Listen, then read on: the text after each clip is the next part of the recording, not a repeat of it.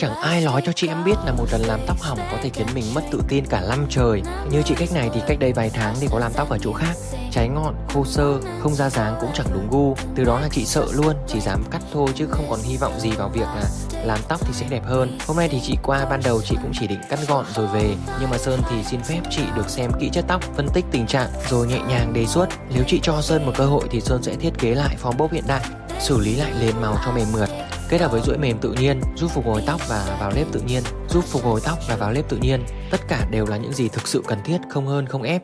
Quyết định cuối cùng vẫn là của chị và chị gật đầu. Kết quả là nụ cười sau cùng đủ nói lên tất cả.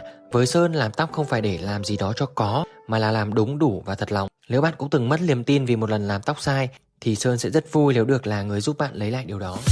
Trong bóng mây trong nắng sớm, tình lướt qua con phố quen, quên hơi ấm thu hoài, hoa xa vắng ngàn